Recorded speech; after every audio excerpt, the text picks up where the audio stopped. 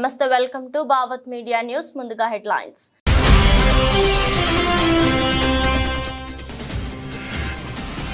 ప్రధాని మోదీ అధ్యక్షతన నీతి ఆయోగ్ భేటీ ప్రారంభం. పలు రాష్ట్రాల సీఎంలు గైహాజరు.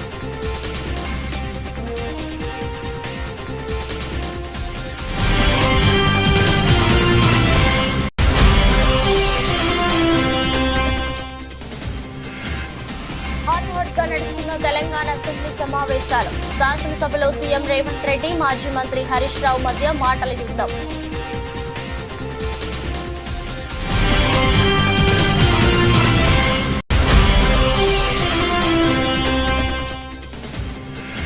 పథకాలు అమలు చేయలేమని చేతులెత్తేశారు. కూటమి ప్రభుత్వంపై విమర్శలు గుప్పించిన మాజీ మంత్రి బుగ్గన రాజేంద్రనాథ్ రెడ్డి.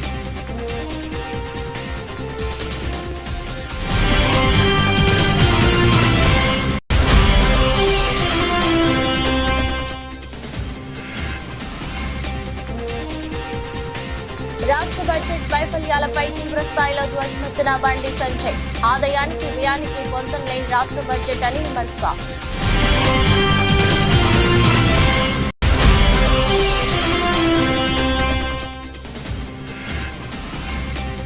రాహుల్ ద్రావిడ్ నుంచి ఊహించని సర్ప్రైజ్. రాహుల్ మెసేజ్ తో తీవ్ర భావోద్వేగానికి లోనైన గౌతమ్.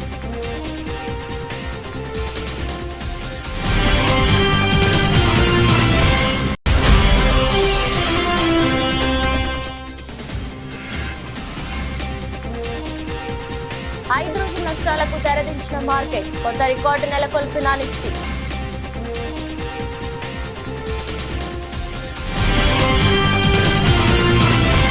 ఢిల్లీలో నీతి ఆయోగ్ సమావేశం ప్రారంభమైంది. రాష్ట్రపతి భవన్ లోని కల్చరల్ సెంటర్ లో ప్రధానమంత్రి నరేంద్ర మోదీ అధ్యక్షతన 9వ పాలక మండలి భేటీ అయింది. ఈ భేటీకి పలు రాష్ట్రాల సీఎంలు, కేంద్ర పాలిత ప్రాంతాల లెఫ్టినెంట్ గవర్నర్లు, కేంద్ర మంత్రులతో పాటు నీతి ఆయోగ్ వైస్ చైర్మన్, సభ్యులు, ప్రత్యేక ఆహ్వానితులు పాల్గొన్నారు. 2047 నాటికి భారత్ ను అభివృద్ధి చెందిన దేశంగా చేసేందుకు వికసిత్ భారత్ 2047 పై ప్రధానంగా చర్చిస్తున్నారు. ప్రధానంగా దక్షిణాది రాష్ట్రాలపై మోదీ సర్కార్ నిర్లక్ష్యం వహించిందని ఆయా రాష్ట్రాల ప్రభుత్వాలు ఆగ్రహం వ్యక్తం చేస్తున్నాయి. బడ్జెట్ కేటాయింపుల తీరుకు నిరసనగా నీతి ఆయోగ్ పాలక మండలి సమావేశాన్ని పలువురు సీఎంలు బహిష్కరించారు. వీరిలో తమిళనాడు, తెలంగాణ, కర్ణాటక, పంజాబ్, హిమాచల్ ప్రదేశ్ సీఎంలు ఎంకే స్టాలిన్, రేవంత్ రెడ్డి, సిద్ధరామయ్య, భగవంత్ మాన్, సుఖవిందర్ సింగ్ సుఖు అన్నారు. తాను నీతి ఆయోగ్ భేటీకి హాజరు కాలేనని కేరళ సీఎం విజయన్ కూడా ప్రధాని మోదీకి లేఖ రాశారు. తెలంగాణ అసెంబ్లీ సమావేశాలు హాట్ కాట్ గా నడుస్తున్నాయి. శాసనసభలో ముఖ్యమంత్రి రేవంత్ రెడ్డి, మాజీ మంత్రి హరీష్ రావు మధ్య మాటల యుద్ధం నడిచింది. హరీష్ రావు వ్యాఖ్యలపై రేవంత్ గట్టి కౌంటర్ ఇచ్చారు. కాంగ్రెస్ ప్రభుత్వం ప్రజలకు క్షమాపణ చెప్పాలని, ప్రభుత్వం ప్రజల లక్ష్యంగా పనిచేయాలని బీఆర్ఎస్ ఎమ్మెల్యే హరీష్ రావు అన్నారు. 6 గ్యారంటీలకు ఓట్ ఆన్ అకౌంట్ బడ్జెట్ లో కేటాయింపులు పెంచారు, కానీ అసలు బడ్జెట్ లో కేటాయింపులు తగ్గించారని విమర్శించారు. కాంగ్రెస్ అంటేనే డోకా పార్టీగా మారిపోయిందని హరీష్ విమర్శలు గుప్పించారు. ఈ వ్యాఖ్యలపై సీఎం రేవంత్ స్ట్రాంగ్ కౌంటర్ ఇచ్చారు. అబద్ధాలతో హరీష్ రావు ఊకదంపుడు ఉపన్యాసం ఇస్తున్నారని మండిపడ్డారు. ప్రజలను మభ్యపెట్టాలని చూస్తే వారు నమ్మడానికి సిద్ధంగా లేరన్నారు. ప్రజలు శిక్షించినా వాళ్ళ ఆలోచన మారలేదని, అదే ఊకదంపుడు ఉపన్యాసాలు ఇస్తున్నారన్నారు. లక్షల కోట్ల విలువైన ఔటర్ రింగ్ రోడ్ ను 7,000 కోట్లకే తెగనమ్మారని మండిపడ్డారు. అందుకే అధ్యక్ష, మా వెంకటరెడ్డి గారు ఒక మాట చెప్పారు, వారికి హాఫ్ నాలెడ్జ్ అని. వారికేమో హాఫ్ నాలెడ్జు, పెద్దానికేమో ఫుల్ నాలెడ్జు. ఇక మేము ఏం చేస్తాం అధ్యక్ష? డిస్ట్రిబ్యూషన్ ట్రాన్స్ఫార్మర్స్ దగ్గర జనవరి 4 తారీఖు నాడు ఒప్పందం చేసుకొని ఏం చెప్పిండ్రు అధ్యక్ష అంటే, జూన్ 30 తారీఖు లోపల, అంటే దాదాపుగా 6 నెలల లోపల డిస్ట్రిబ్యూషన్ ట్రాన్స్ఫార్మర్స్ దగ్గర 100% మేము మీటర్లు బిగిస్తామన్నారు. అదేవిధంగా 500 యూనిట్లు కానీ 200 యూనిట్లు వాడుకునే వాళ్లకు 31 డిసెంబర్ 2018, అదేవిధంగా 31 డిసెంబర్ 2019, అంటే 100% గృహ వినియోగదారులకు, అదేవిధంగా వ్యవసాయ డిస్ట్రిబ్యూషన్స్ ఉన్న దగ్గర మేము మీటర్లు పెడతామని ఒప్పందాలు చేసి సంతకాలు చేశారు అధ్యక్ష. ఈ సంతకాలు పెట్టింది ఎవరు అధ్యక్ష? ఆ పేర్లు కూడా నేను చెప్తా అధ్యక్ష, ఎందుకంటే ఈ రికార్డులను సవరించాల్సిన బాధ్యత అంటే అబద్ధాలను ఈ రికార్డులో ఉంటే రేపు భవిష్యత్తులో కొత్తగా వచ్చే ఎమ్మెల్యేలు ఇదంతా నిజం అనుకునే ప్రమాదం ఉంది. ఇందులో సంతకాలు పెట్టిన దాంట్లో అధ్యక్ష తెలంగాణ రాష్ట్ర ప్రభుత్వం తరఫున Ajay Mishra IAS, special chief secretary energy department, government of Telangana, discom southern power distribution company of Telangana limited నుంచి శ్రీ జి రఘుమారెడ్డి, అదేవిధంగా అధ్యక్ష వీరు సదరన్ డిస్కామ్ నుంచి, అదేవిధంగా discom northern power distribution company of Telangana limited నుంచి ఏ గోపాలరావు, ఈ అధికారులు కేంద్ర ప్రభుత్వంతో ఒప్పందం చేసి ఈ సంతకాలు పెట్టి అన్ని దగ్గరలో మీటర్లు పెడతామని చెప్పిన మాట వాస్తవం అధ్యక్ష. ఈరోజు తమరి ద్వారా తెలంగాణ సమాజానికి నేను స్పష్టమైన వివరాలను తెలంగాణ సమాజానికి నేను చెప్పదలుచుకున్నాను. ముఖ్యమంత్రి రేవంత్ రెడ్డి కేసీఆర్ బాటలో నడుస్తున్నారని కేంద్ర మంత్రి బండి సంజయ్ విమర్శించారు. బ్రోకర్లకు కమిషన్లు ఇచ్చి మర్చెంట్ బ్యాంకర్స్ ద్వారా అధిక వడ్డీలకు వేలాది కోట్ల రూపాయలు అప్పులు తెచ్చే కుట్రలకు కాంగ్రెస్ ప్రభుత్వం తెరలేపిందని విమర్శించారు. దీంతో రాష్ట్ర ప్రజలపై మోయలేని భారం పడుతుందన్నారు. ఈ అంశంపై అసెంబ్లీలో చర్చ జరగాలని డిమాండ్ చేశారు. అసెంబ్లీ బడ్జెట్ కాంగ్రెస్ 6 గ్యారంటీలు అన్ని గాడిద గుడ్డే అన్నారు. 64 మంది కాంగ్రెస్ ఎమ్మెల్యేలు 8 మంది ఎంపీలు గాడిద గుడ్డే అన్నారు. నీతి ఆయోగ్ సమావేశానికి సీఎం రేవంత్ రెడ్డి హాజరు కాకపోవడం దుర్మార్గం అన్నారు. కాంగ్రెస్ బీఆర్ఎస్ పార్టీలు అవకాశవాద పార్టీలు అని విమర్శించారు. అవకాశం వస్తే కాంగ్రెస్ పార్టీలో బీఆర్ఎస్ విలీనం అవడం ఖాయమని జోష్యం చెప్పారు. కాళేశ్వరంపై కాంగ్రెస్ బీఆర్ఎస్ కలిసి డ్రామాలు ఆడుతున్నాయన్నారు. ఈ 10 ఏళ్లలో కేంద్ర ప్రభుత్వం ద్వారా 10 లక్షల కోట్ల నిధులు కేటాయించింది కేంద్ర తెలంగాణ రాష్ట్రానికి. 10 ఏళ్లలో 10 లక్షల కోట్ల రూపాయల నిధులు మనం సంక్షేమ పథకాలు కానీ అభివృద్ధి నిధులు కానీ రుణాల రూపకంగా మనకి కేటాయించిన విషయం వాస్తవం. ఆధారాలతో సహా అనేక ప్రాంతాలు అనేక సందర్భాల్లో మేము స్పష్టం చేయడం జరిగింది. అవి చెప్పినాకనే కేసీఆర్ అనుమూసుకుని సప్లై కొన్నాడు. ఆ ఉరుడు బంద్ చేసినప్పుడు కేసీఆర్ ట్యాక్స్ డివల్యూషన్ వివిధ కేంద్ర పథకాల అమలు కోసం ఈ 10 ఏళ్లలో 6,75,000 కోట్ల రూపాయలు ఖర్చు చేసినాం.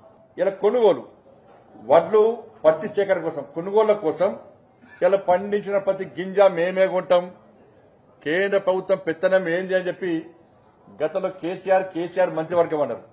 నేను అనేక కొనుగోలు సెంటర్ తిరిగినాను. సుధీర్ తాడు చూపెట్టినా, సుధీర్ తాడు పైసలు కేంద్రం వేస్తుంది, గోనె సంచి పైసలు కేంద్రం వేస్తుంది, ట్రాన్స్పోర్టేషన్ పైసలు కేంద్రం వేస్తుంది, అక్కడ లేబర్ పైసలు కేంద్రం వేస్తుంది, అక్కడ పనిచేసే క్లర్కుల పైసలు కేంద్రం వేస్తుంది, రాష్ట్ర ప్రభుత్వం బ్రోకర్ చేసిన కమిషన్లో కేంద్రం వేస్తుంది, ఈ వడ్లను స్టోరేజ్ చేసేందుకు ఆ గోదాం కిరాయి కూడా కేంద్రం వేస్తుంది. ఇవన్నీ చెప్పుకుంటూ వచ్చినాం. ఇప్పుడు దానికోసము 1,60,000 కోట్ల రూపాయలు కేటాయించాం మనం. ఈ 10 ఏళ్లలో 1,60,000 కోట్ల రూపాయలు ఖర్చు చేసింది కేంద్ర ప్రభుత్వం. ఎలా వడ్డు పత్తి సేకరణ కోసం. కిసాన్ సమ్మాన్ నిధి కింద 30 లక్షల మంది రైతులకు 9,000 కోట్ల రూపాయలు ఇలా కేంద్ర ప్రభుత్వం కేటాయించింది. ఇలా ఎంఎస్పీ 10 సంవత్సరాల్లో ఎంఎస్పీ 9 సార్లు పెంచినాం. ఎంఎస్పీ కింద 27,000 కోట్ల రూపాయలు కేటాయించడం తెలంగాణ రాష్ట్రానికి ఖర్చు పెట్టినాం మనం. ఏపీ అసెంబ్లీలో ఆర్థిక శాఖ శ్వేతపత్రం విడుదల చేయడంపై మాజీ ఆర్థిక మంత్రి బుగ్గన రాజేంద్రనాథ్ రెడ్డి స్పందించారు. ఈ విషయమై ఆయన మీడియాతో మాట్లాడుతూ 2014 చంద్రబాబు సీఎం కాకముందు రాష్ట్ర రెవెన్యూ ఆదాయం 90,672 కోట్లు, బాబు దిగిపోయే నాటికి 1,14,671 కోట్లు ఉందని, వైఎస్ జగన్ దిగిపోయే నాటికి అంటే 2024కి 1,76,448 కోట్లు ఉందని వివరణ ఇచ్చారు. ఇది కాక ఫైనల్ గా 31 పేజీకి వచ్చేసినారు. 31 పేజీకి వచ్చి ఫైనాన్షియల్ స్ట్రెస్, డిస్ట్రెస్ ఏమంటారు? డిస్ట్రెస్ ప్రకారము 2 లక్షల అంటే మీరు చెప్పే ప్రకారము మీరేమన్నారు? ఫస్ట్ మీరు నన్ను గెలిపించుకోండి, బ్రహ్మాండమైన పరిపాలన ఇస్తాను, నేను సూపర్ 6 ఇస్తాను, ఇంటింటికి చూసినారు కదండి వీడియోలో. వాళ్ళ మంత్రి ఒక ఆయన అసలు ఇంటింటికి పోవడము, అమ్మ ఎంతమంది ఉన్నారు పిల్లలు, నీకు 15, నీకు 15, నీకు 15, నీకు 15, 60 ఇట్లా 15, 16, 17, 18 ఇష్టాంతరాన్ని చెప్పుకుంటా ఇండ్లు తిరుగుతున్నాయి. పాపం అమాయకమైన పేద ప్రజలు ఎవరైనా కానీ ఎంతో కొంత పాపం ఆశ. మీరేమంటారు? సంపద సృష్టిస్తా అంటారు. ఈరోజేమో సూపర్ 6 ఫస్ట్ ఓవర్లోనే డక్అవుట్, చేతులు ఎత్తేస్తారు. అంటే మీరేమంటున్నారు? ఇప్పుడు అసలు సంపదలో మేము స్పెషలిస్ట్ అంటే అది కూడా చూద్దాం. ఇప్పుడు సంపదలో మీరికైనా స్పెషలిస్ట్ అయితే మీది పాత రికార్డు ఉంది కదా, చూద్దాం. 2014-15 అప్పుడు రాష్ట్ర రెవెన్యూ, స్టేట్ ఓన్ రెవెన్యూ 90,672 కోట్లు, 90,672 కోట్లు. 2018-19 మీరు దిగిపోయేటప్పటికీ అది ఎంత అయింది? 1,14,671 కోటి, 1,14,671 కోటి. అంటే సంవత్సరం మీద సంవత్సరం పెరుగుదల CAGR చూస్తే 6.09. మాకు పరిపాలన రాదు కదండి. మీరు ప్రజలకు అందరూ చెప్తున్నారు కదా మాకు పరిపాలన రాదని చెప్పి, మాకు చూద్దాం ఎట్లుందో. 2019-20 1,11,034 అయితే 2022-23 ఆర్ఈకి వచ్చేటప్పటికి, రివైజ్ ఎస్టిమేట్స్కి వచ్చేటప్పటికి 1,76,448. అంటే ఎంతండి? 16.7% సంవత్సరం మీద సంవత్సరం పెరుగుదల. ఇప్పుడు రాష్ట్రం బాగుందా లేదా అనే దానికి నిర్ధారణ ఏ విధంగా చూసుకుంటారు? రాష్ట్రానికి వచ్చే ఆదాయం అనేది ఒక ముఖ్యమైన విధానం కదా. రాష్ట్రానికి వచ్చే ఆదాయం చూస్తే 2014-15 నుంచి 2018-19 6% మాదిరిగా మీరు పెంచితే 2018-19 నుంచి 23-24 వచ్చేటప్పటికి 16% మేము పెంచినాం. మంత్రి కోమటిరెడ్డి హాఫ్ నాలెడ్జ్ తో మాట్లాడుతున్నారని బీఆర్ఎస్ ఎమ్మెల్యే మాజీ మంత్రి హరీష్ రావు అన్నారు. గతంలో డబ్బులిచ్చి టీపీసీసీ తెచ్చుకున్నారని అనలేదా అని ప్రశ్నించారు. బస్సులు సరిపోక ప్రజలు ఇబ్బంది పడుతున్నారని చెప్పారు. బస్సులు లేని 1,500 గ్రామాలకు బస్సులు నడపాలని డిమాండ్ చేశారు. అసెంబ్లీలో బడ్జెట్ పై సాధారణ చర్చను హరీష్ రావు ప్రారంభించారు. ఈ సందర్భంగా బడ్జెట్ ప్రసంగం ఒక రాజకీయ ప్రసంగంలా ఉందని విమర్శించారు. బీఆర్ఎస్ ప్రభుత్వ పాలన బాగాలేదని మాటలు చెప్తే సరిపోతుందా అని ప్రశ్నించారు. 4.5 లక్షలు లేని జీఎస్డీపీని 14 లక్షలకు తీసుకెళ్లింది బీఆర్ఎస్ ప్రభుత్వమేనన్నారు. అసెంబ్లీలో బడ్జెట్ పై సాధారణ చర్చను ఆయన ప్రారంభించారు. గత ప్రభుత్వ పాలన బాగాలేదని ఆధారాలు చూపించాలని డిమాండ్ చేశారు. ఈ సందర్భంగా మంత్రి కోమటిరెడ్డి కలగజేసుకుని బీఆర్ఎస్ పాలనలో ఒక్క హామీ నెరవేర్చలేదని విమర్శించారు. బీఆర్ఎస్ నేతలు వచ్చి పచ్చి అబద్ధాలు మాట్లాడుతున్నారని ఆగ్రహం వ్యక్తం చేశారు. 24 గంటల కరెంట్ ఎక్కడిచ్చారో చెప్పాలని, దీనికి హరీష్ రావు మంత్రి కోమటిరెడ్డికి కౌంటర్ ఇచ్చారు. కోమటిరెడ్డి హాఫ్ నాలెడ్జ్ తో మాట్లాడుతున్నారని విమర్శించారు. ఇప్పుడు నేను కోమటిరెడ్డి గారికి ఘాటుగా సమాధానం చెప్పగలుగుతా, కానీ నా బాధ ఏంటంటే ఇట్ విల్ డీవియేట్. ఆయనకేమో హాఫ్ నాలెడ్జ్. ఇప్పుడు ఆయన ఏం మాట్లాడిండు? Yes you are half knowledge fellow. అధ్యక్ష, నడి రోడ్డు మీద నిరుద్యోగులపై లాఠీలు జులిపించడమే మీరు చెప్పిన పూర్తి స్థాయి ప్రజాస్వామ్యమా? ఆర్ట్స్ కాలేజీలో జరుగుతున్న లాఠీ చార్జీని చిత్రీకరిస్తున్న జర్నలిస్టును అసభ్య పదజాలంతో బూతులు తిట్టి కొట్టడమే నా కాంగ్రెస్ మార్కు ప్రజాపాలన? అంగన్వాడీలను, ఆశా వర్కర్లను తమ డిమాండ్ల సాధన కోసం రోడ్డెక్కితే అణచివేత, ప్రతిపక్ష కార్యకర్తలపై ప్రతీకార దాడులు. మొత్తం మీద కాంగ్రెస్ పార్టీ తెచ్చిన మార్పు ఎట్లా ఉందంటే, విద్యార్థినీలకు ఇస్తామన్న స్కూటీలలో లేదు, పోలీసులు విచ్చలవిడిగా ప్రయోగిస్తున్న లాఠీలా ఉంది. అధ్యక్ష హరీష్ రావు గారు కన్క్లూడ్ చేయండి. టైం అయిపోయింది, కన్క్లూడ్ చేయండి సార్. అట్లా కాదు సార్, ప్లీజ్. 15 నిమిషాలు. అధ్యక్ష, ఈ ప్రభుత్వంలో లా అండ్ ఆర్డర్ ఎంత ఘోరంగా దెబ్బతిన్నదో, ఎందుకంటే హోంమంత్రిగా కూడా ముఖ్యమంత్రి గారే ఉన్నారు, మరి ఇవాళ ఆర్థిక మంత్రి గారు కూడా సమాధానంలో చెప్పాలి. ఈ ప్రభుత్వం వచ్చిన 8 నెలల కాలంలో లా అండ్ ఆర్డర్ బాగా దెబ్బతిన్నది. అధ్యక్ష, మర్డర్లు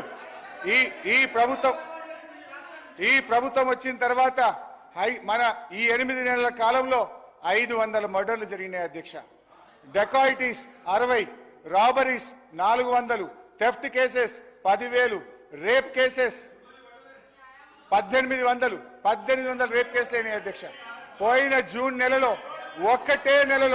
ఒక్కటే జూన్ నెలలో ఒక హైదరాబాద్ నగరంలో 28. తూర్పు గోదావరి జిల్లా రంగంపేట మండలంలో ఏడీబీ రోడ్డును ఎమ్మెల్యే నల్లమిల్లి రామకృష్ణారెడ్డి పరిశీలించారు. గత ప్రభుత్వం ఏడీబీ రోడ్డు నిర్మాణంలో జాప్యం చేసిందన్నారు. కాంట్రాక్టర్లకు బిల్లులు ఇవ్వకపోవడం వల్లే నిర్మాణ పనులు ఆపేశారన్నారు. ఏడీబీ రోడ్డుపై ప్రయాణించడం ప్రజలకు నరకయాతనగా మారిందని నల్లమిల్లి రామకృష్ణారెడ్డి అన్నారు. ఈ సమస్యపై సీఎం చంద్రబాబు నాయుడు సానుకూలంగా స్పందించారని పేర్కొన్నారు. వర్షం ఆగిపోయిన వెంటనే రోడ్డు నిర్మాణ పనులు ప్రారంభించాలని సీఎం ఆదేశించగా అందుకు కాంట్రాక్టర్లు అంగీకరించారని మీడియాకు తెలిపారు. అనంతరం రంగంపేట, ముకుందవరం, సింగంపల్లి వెళ్లే ప్రధాన రహదారి రోడ్ల పనులను అనపర్తి శాసనసభ్యులు పరిశీలించారు. ఇవాళ ఏడీబీ రోడ్డు పరిస్థితి అధ్వానంగా తయారైన పరిస్థితి చూస్తూ ఉన్నాం. గత 5 సంవత్సరాల్లో జగన్మోహన్ రెడ్డి పరిపాలన వలన చేసిన పాపాల వలన ఇవాళ ప్రజలు ఈ విధమైన నరకయాతన అనిపించే పరిస్థితి వచ్చింది. మరి అతి చక్కగా ఉన్న ఏడీబీ రోడ్డుని మరింత అభివృద్ధి చేస్తామని గత ప్రభుత్వ హయాంలో 2014 నుంచి 19 హయాంలో నిధులు మంజూరు చేస్తే పార్టీ పక్షపాతంతో ఇవాళ ఎవరైతే ఇక్కడ కాంట్రాక్టర్కి చేసిన వర్క్కి బిల్లులు లేకుండా దాదాపు 50 కోట్ల రూపాయల బిల్లులు నిలుపుదల చేయడంలో వారు గత్యంతరం లేని పరిస్థితుల్లో పనులు ఆపేయడం జరిగింది. దాదాపుగా ఆర్ఎండ్బి శాఖకి రాష్ట్ర ప్రభుత్వం ఆర్ఎండ్బి శాఖ నుంచి కాంట్రాక్టర్లకి 2,500 కోట్ల రూపాయలు చెల్లించాల్సి ఉంది.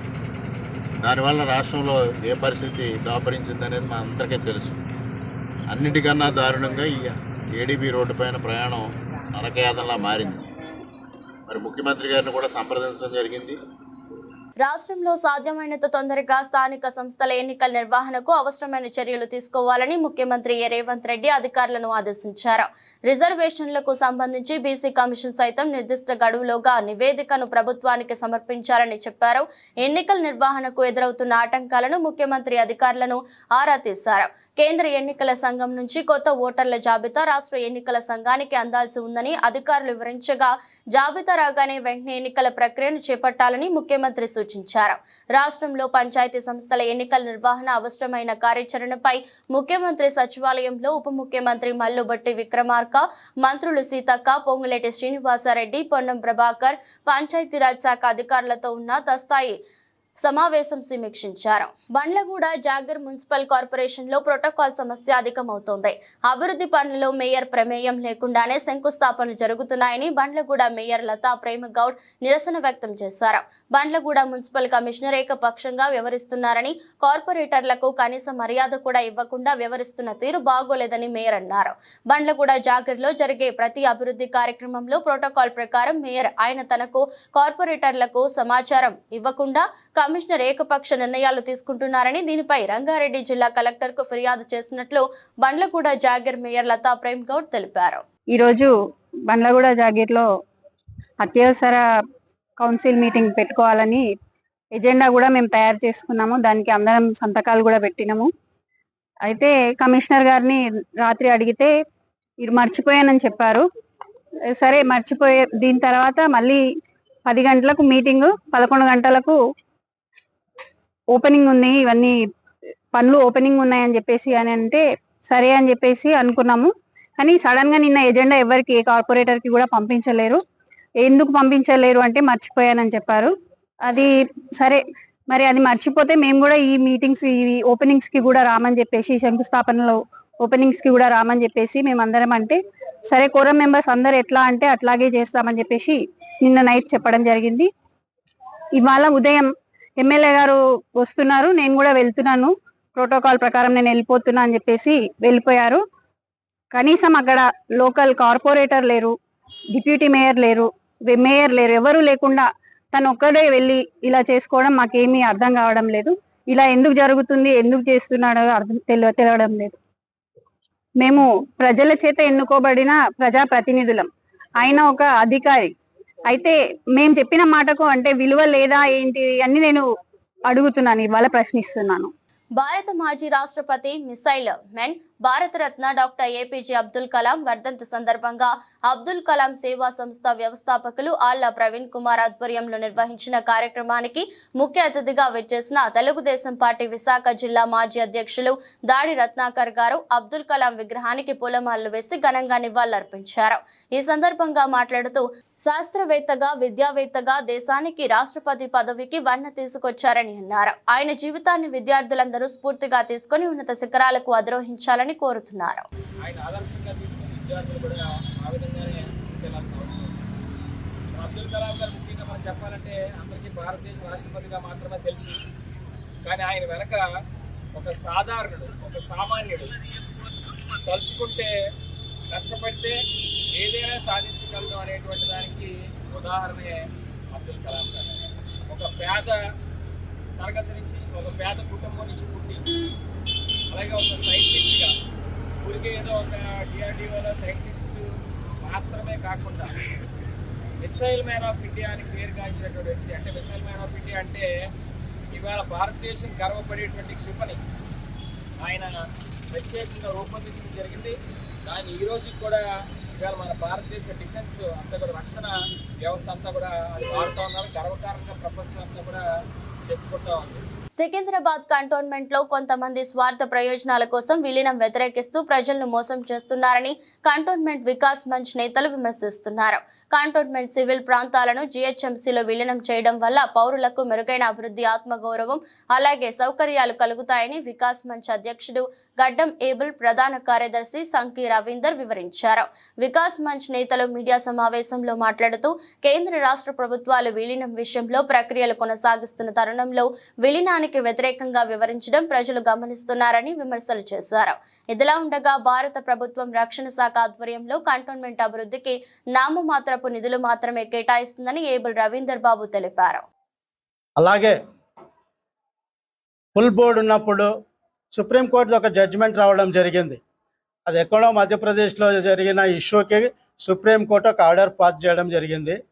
డిఫెన్స్ ల్యాండ్లలో ఉన్న ఎన్క్రోచెస్ అందరు ఓట్లు తొలగించాలనేసి ఆ ఆర్డర్ని బూచిగా చూపించి బోర్డు సమావేశంలో తీర్మానం పాస్ చేసినప్పుడు వీళ్ళంతా కూడా బోర్డు సభ్యులే అప్పుడు. కానీ అప్పుడు అందరు చేతులు లేపారు, ఓకే తొలగించండి, సుప్రీంకోర్టు ఆర్డర్ మేము ఏం చేయాలని. కానీ ఒక విషయాన్ని వీరు మర్చిపోయారు. Supreme Court judgement Secunderabad cantonment and Aurangabad కంటోన్మెంట్కి వర్తించదు అని ఆ రోజు నేను నోటీస్ కూడా ఇవ్వడం జరిగింది. In spite of that, they are deleted 30,000 votes of the cantonment various words. ఇది చాలా చట్ట విరుద్ధము, అన్కాన్స్టిట్యూషనల్, మరి ఫండమెంటల్ రైట్ని వైలేట్ చేయడం తప్పిస్తే మరొకటి కానే కాదు. ఈ ఆఫ్టర్ ఆల్ 30,000 ఓట్లను రీఇన్స్టేట్ చేయలేని సభ్యులు కంటోన్మెంట్ అభివృద్ధిని ఎలా చేస్తారని ప్రజలను నమ్మమంటారు అనేసి నేను ప్రశ్నిస్తున్నాను వీళ్ళని. ఆఫ్టర్ ఆల్ ఇది ఫండమెంటల్ రైట్, ఓటు హక్కు అనేది మనకి రాజ్యాంగం కల్పించిన హక్కు. ఇటువంటి హక్కు కాలరాసినప్పుడు కూడా అది కూడా ఒక సుప్రీంకోర్టు జడ్జిమెంట్ ఈ కంటోన్మెంట్కి వర్తించని జడ్జిమెంట్ని తీసుకొని బోర్డులో తీర్మానం చేసి అమాయక ప్రజానీకాన్ని 30,000 కోట్లను తొలగించినారంటే బోర్డు సభ్యులు ఉండి ఎందుకు, బోర్డు సభ్యులని ప్రజలు ఎన్నుకొని బోర్డుకు పంపించడం ఎందుకు? పుచ్చకాయల దొంగ అంటే భుజాలు తడుముకున్న విధంగా మాజీ ముఖ్యమంత్రి వైఎస్ జగన్ తీరు ఉందని తెలుగు శక్తి అధ్యక్షుడు బివి రామ్ ఎద్దేవా చేశారు. శనివారం అనకాపల్లి డివిఆర్ కార్యాలయంలో ఏర్పాటు చేసిన మీడియా సమావేశంలో బివి రామ్ మాట్లాడుతూ YS Jaganmohan Reddy red book అంటూ ఎందుకు ఉలిక్కి పడుతున్నారని ప్రశ్నించారు. ఎవరైతే తప్పులు చేశారో, ఎవరైతే ప్రజల హక్కులకు భంగం కలిగించారో అటువంటి వారి పేర్లు రెడ్ బుక్ లో ఉంటాయని తెలిపారు. ఇవాళ ఎలాగుందంటే జగన్మోహన్ రెడ్డి గారు పుచ్చకాయల దొంగ అంటే భుజాలు తడుకునే విధంగా రెడ్ బుక్ అని చెప్పి పదే మాట్లాడుతున్నారు. ఇవాళ రెడ్ బుక్ అనేది ఎవరైతే తప్పులు చేశారో, ఎవరైతే ప్రజల హక్కులు కాలు రాశారో అలాంటి వాళ్ళ పేరు రెడ్ బుక్లో ఎక్కించారు. నాడు చెప్పారు, నేడు లోకేష్ గారు అంటున్నారు తప్ప అలాంటి వాళ్ళు శిక్షిస్తా అని చెప్పి అంటున్నారు తప్ప ఇదేమీ రాజారెడ్డి రాజ్యాంగం కాదు మనం చేస్తున్నారు.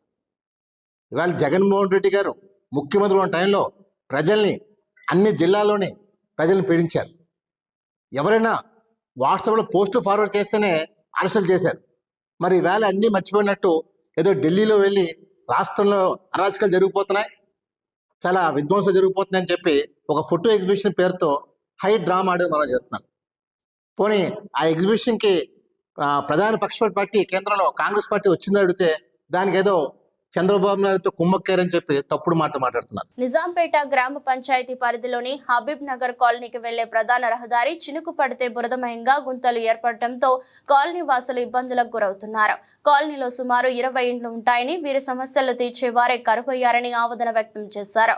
ఎలక్షన్ సమయంలోనే నాయకులకు గుర్తుకు వస్తామని, ఎన్నికల తర్వాత మమ్మల్ని పట్టించుకునే వారే లేరన్నారు. గత పాలకులు మట్టి రోడ్డు పోయించారని, ఈ చిన్నపాటి వర్షానికి బురదమయం కావడంతో రోడ్డుపై నడవలేని పరిస్థితి నెలకొందని కాలనీ వాసులు వాపోతున్నారు. ఏకనైనా అధికారులు స్పందించి హబీబ్ నగర్ కాలనీకి సీసీ రోడ్డు మంజూరు చేసేలా కృషి చేయాలని కాలనీ వాసులు వేడుకుంటున్నారు. హబీబ్ నగర్ కాలనీ గ్రామ పంచాయతీ నిజాంపేట. మాది ఎలక్షన్ ఈ రోడ్డు ఏమో బురదగా మారుతుంది. కానీ మాకు గత ఎలక్షన్ టైంలోనే మేము గుర్తుకొస్తాం. రాజకీయ నాయకులు వచ్చి మాకు హామీ ఇస్తారు కానీ ఎలక్షన్ అయిపోయినాక ఒక్కరు గురుక మాకు స్పందించదు. కానీ ఇప్పటికైనా స్పందించి మాకు రాజకీయ నాయకులు ఒక సీసీ రోడ్ నిర్మించాలని కోరుకుంటున్నాం. అప్పటి వరకు మాకు పోవడానికి రావడానికి పిల్లలు స్కూల్కి వెళ్ళడానికి చాలా ఇబ్బంది ఎదుర్కోవాల్సి వస్తుంది. కానీ బురద అతిమయంగా మాది రహదారి అయిపోయింది. గత ప్రభుత్వం పట్టించుకోరు. ఈ ప్రభుత్వం అన్న మాకు స్పందించి రాజకీయ నాయకులైన మాకు సీసీ రోడ్ వేయాలని కోరుతున్నాం. కానీ గత ఎలక్షన్ టైంలోనే గుర్తుకొస్తాం, వచ్చి హామీలు ఇచ్చిపోతారు రాజకీయ నాయకులు. కానీ ఎలక్షన్ అయిన తర్వాత మాకు ఎవరు పట్టించుకునే దిక్కు కరువయ్యారని ఇప్పటికైనా పై అధికారులు రాజకీయ నాయకులైనా స్పందించి మాకు సీసీ రోడ్డు నిర్మాణం చేయాలని కాలనీ వాసులు కోరుకుంటున్నాము. స్థానిక సంస్థల ఎన్నికల్లో గతంలో ఉన్న రిజర్వేషన్లు కాకుండా మార్పు చేయాలని, అలాగే కొనసాగిస్తే ఎంఆర్పీఎస్ పక్షాన ఆందోళన తప్పవని ఎంఆర్పీఎస్ జాతీయ ఉపాధ్యక్షుడు పుర్రే ప్రభాకర్ అన్నారు. శనివారం నాడు కొల్చారం గ్రామంలో ప్రభాకర్ మీడియా సమావేశం ఏర్పాటు చేశారు. ఈ సందర్భంగా ప్రభాకర్ మాట్లాడుతూ భారత రాజ్యాంగం కల్పించిన హక్కులను ప్రజలకు చేరేలా ప్రభుత్వం చూసుకోవాల్సిన బాధ్యత ఉందని అన్నారు. అలా కాకుండా గతంలో కొనసాగించిన రిజర్వేషన్లు ప్రస్తుత ఎన్నికల్లో అమలు చేస్తే మారుమూల గ్రామాలు, తాండాలు అభివృద్ధికి ఆమడ దూరంలో ఉంటాయని ప్రభాకర్ తెలిపారు. స్థానిక ఎన్నికల కోసము గ్రీన్ సిగ్నల్ ఇవ్వడం మేము ఎంఆర్పీఎస్ తరఫున హర్షం వ్యక్తం చేస్తున్నాం. మరి 10 సంవత్సరాలకు ఒకటే రిజర్వేషన్ అనడం అది సమంజసం కాదు.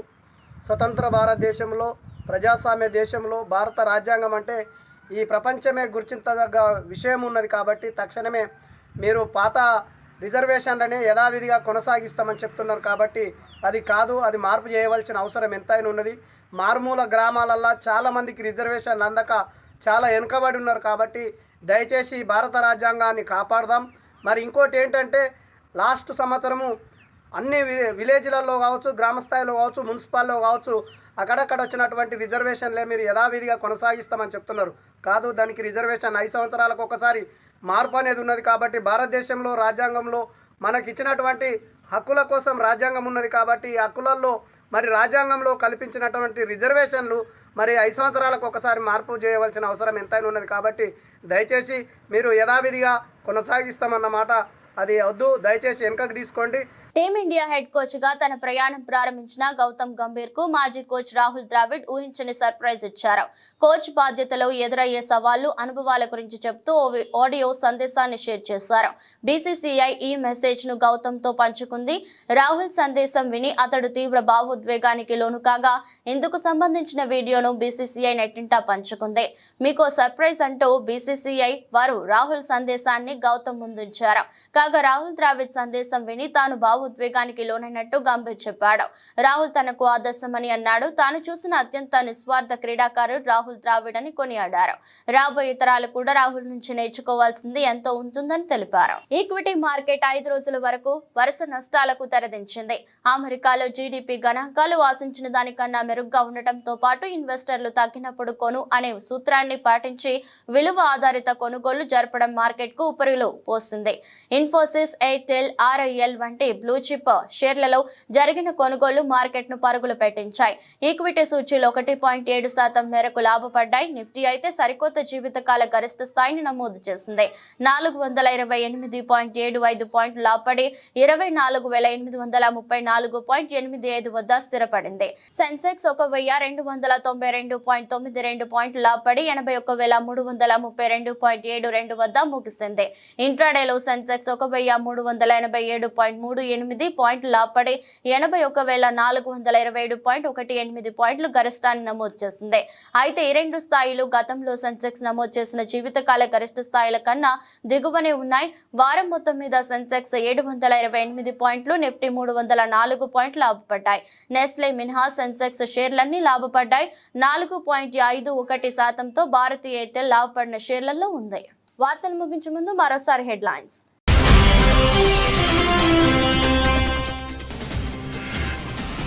ప్రధాని మోదీ అధ్యక్షతన నీతి ఆయోగ్ భేటీ ప్రారంభం. పలు రాష్ట్రాల సీఎంలు గైహాజరు.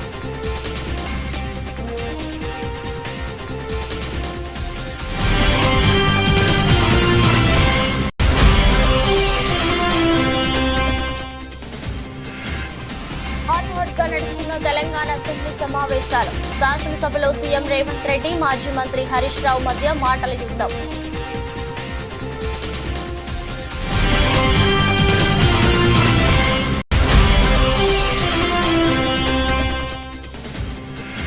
పథకాలు అమలు చేయలేమని చేతులెత్తేశారు. కూటమి ప్రభుత్వంపై విమర్శలు గుప్పించిన మాజీ మంత్రి బుగ్గన రాజేంద్రనాథ్ రెడ్డి.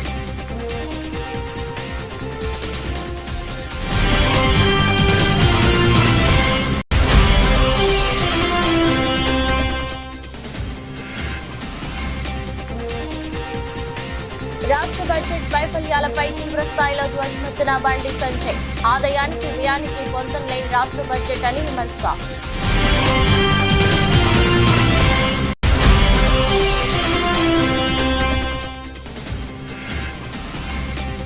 రాహుల్ ద్రావిడ్ నుంచి ఊహించని సర్ప్రైజ్. రాహుల్ మెసేజ్ తో తీవ్ర భావోద్వేగానికి లోనైన గౌతమ్.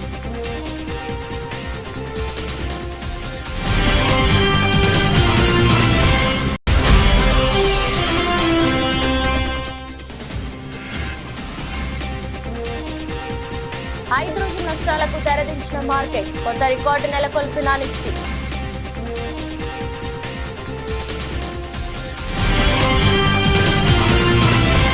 ఇది రోజు బులెటిన్. మరో బులెటిన్లో మళ్ళీ కలుద్దాం. అంతవరకు సెలవు. నమస్కారం.